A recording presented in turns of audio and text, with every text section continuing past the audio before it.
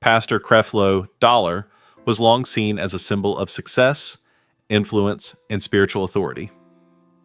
With a global following, luxurious lifestyle, and unwavering confidence, he seemed untouchable. Yet, behind the polished exterior, cracks were forming, slowly undermining the empire he had built. Over the years, Dollar's prosperity gospel made him a household name, but recent events have forced him to confront realities he never anticipated. His rise to prominence, once a story of triumph and faith, is now entwined with controversy, criticism, and a shocking reversal of the very teachings that brought him worldwide acclaim. Humble beginnings in Georgia. Creflo, Augustus Dollar Jr., was born on January 28, 1962, in College Park, Georgia, to a disciplined family shaped by faith and hard work. His father was a police officer, and his mother worked in the cafeteria at Kathleen Mitchell Elementary School. Growing up, Dollar's world was modest, yet structured, instilling in him a sense of responsibility and purpose. Childhood dreams of professional football filled his early years, but an injury in college ended that path. It was during recovery that he discovered the Bible, not as a calling, but as a source of solace, ultimately redirecting his life toward ministry. The turning point to ministry. While attending West Georgia College in the early 1980s, Dollar immersed himself in Bible study groups. What began as a pastime during his recovery soon sparked something deeper. He described feeling born again, a transformative moment that changed his ambitions entirely. He began leading small study sessions where his natural leadership drew a growing crowd. Among these early followers was Taffy Bolton, who would become his wife and ministry partner.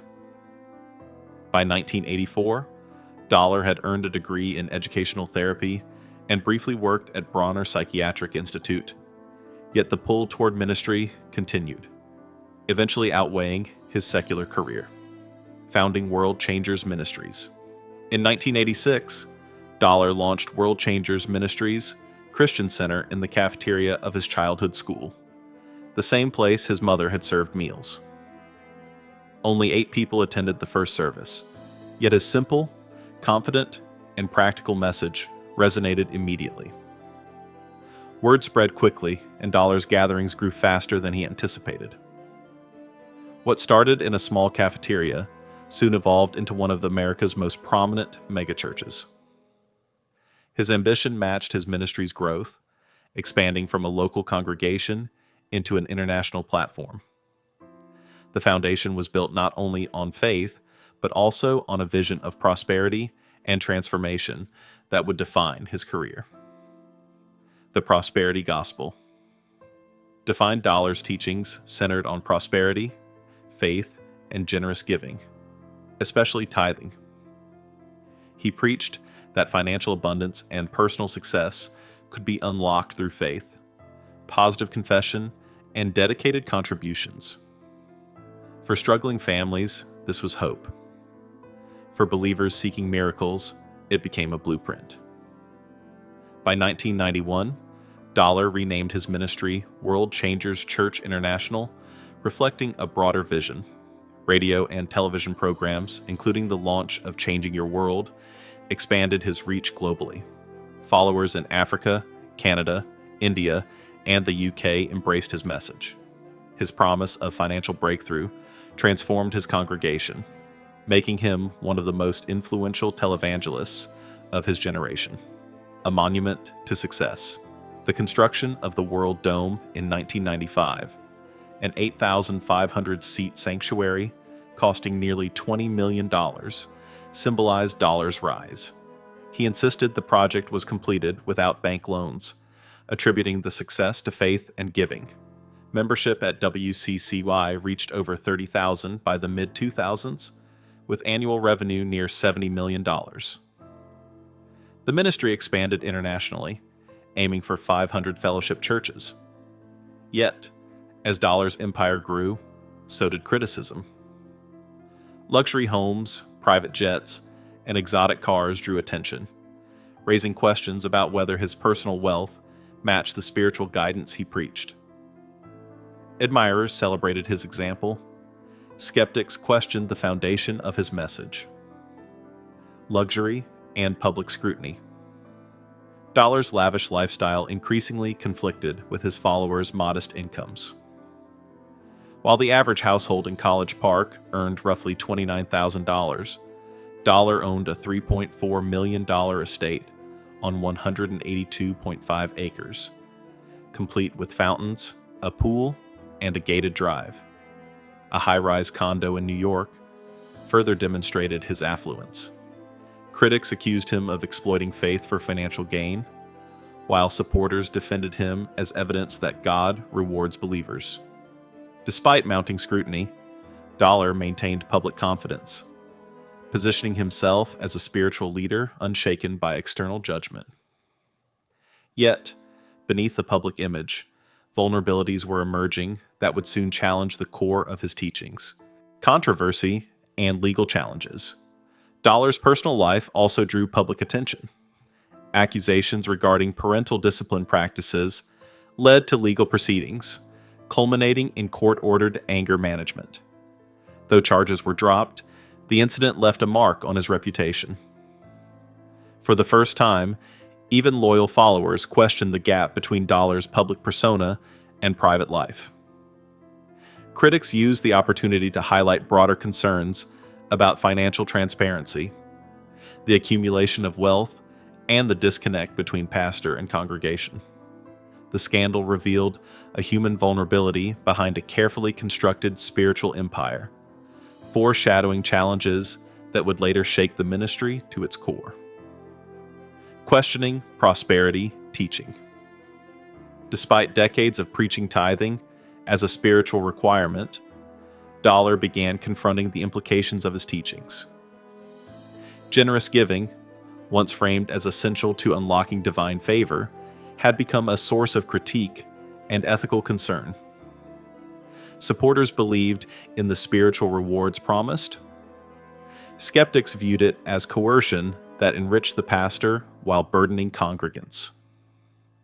The gap between doctrine and real-life consequences became increasingly visible, prompting a reevaluation of the ministry's foundational principles. Dollar faced a difficult choice: continue preaching a contested message, or admit the core teaching may have been misguided all along. The Great Reversal. In June 2022, Dollar shocked the world by publicly rejecting the tithing doctrine he had long promoted. During a sermon titled "The Great Misunderstanding," he urged followers to discard his books, DVDs, and teachings on tithing, declaring the practice rooted in Old Testament law, not Christian grace. The admission stunned supporters and enraged critics, questioning the ethics of a ministry built on now disavowed teachings. Dollar framed the confession as a necessary step in his spiritual growth, yet the timing and impact were profound. Followers had invested decades of faith and finances based on principles he now repudiated. Fallout and criticism. Dollar's reversal did not come with reparations or financial transparency. Luxury homes, private jets, and other symbols of wealth remained, fueling criticism. Watchdog organizations emphasized accountability concerns, while theologians argued the admission confirmed the structural flaws in the prosperity gospel. Many congregants felt betrayed, struggling to reconcile decades of commitment with a sudden doctrinal shift. The public narrative of infallibility was replaced with vulnerability, raising broader questions about the responsibilities of spiritual leaders when foundational teachings are questioned. Reconciling faith and leadership. The Dollar story highlights the tension between faith-driven ambition and human fallibility. His decades-long ministry brought hope and inspiration, yet it also illustrated the consequences of unchecked authority and unquestioned doctrine. By admitting past mistakes, Dollar demonstrated transparency, but also left unanswered questions regarding accountability. followers and observers are forced to evaluate not only his teachings, but also the ethics of building spiritual institutions on financially impactful doctrines. The confession underscores the challenge of balancing spiritual guidance, wealth, and personal integrity in leadership roles. The impact on followers. For millions, Dollar's admission was both unsettling and transformative. Longtime followers grappled with the realization that the spiritual cornerstone of their giving was no longer endorsed by its architect. Some saw honesty and growth, others felt exploited or misled. Beyond emotional reactions, practical concerns emerged. The implications for finances, trust, and spiritual direction. The episode sparked broader conversations about religious leadership, prosperity teachings, and the expectations of accountability in faith communities, reminding believers that spiritual guidance is inseparable from ethical responsibility. Lessons and reflections. Dollar's journey illustrates the duality of human ambition and spiritual aspiration. It underscores the dangers of elevating doctrine above personal integrity and transparency. Leaders in faith-based communities face the challenge of nurturing trust while acknowledging fallibility. For followers, the story highlights the importance of discernment, critical engagement, and personal reflection in matters of faith. Dollar's reversal is not just a personal confession, it is a lesson on the complexity of religious leadership, the consequences of unchecked influence, and the enduring need for accountability in spiritual institutions. Conclusion. A legacy re-examined Creflo Dollar's career, marked by meteoric rise, immense wealth, and global influence, now stands at a crossroads. His public reversal on tithing has reshaped the narrative surrounding his ministry, provoking questions about accountability, ethics, and the responsibilities of spiritual leaders. While his teachings brought hope and prosperity to many, they also sparked controversy and criticism. The story is a cautionary tale about the consequences of doctrines that directly affect followers' lives.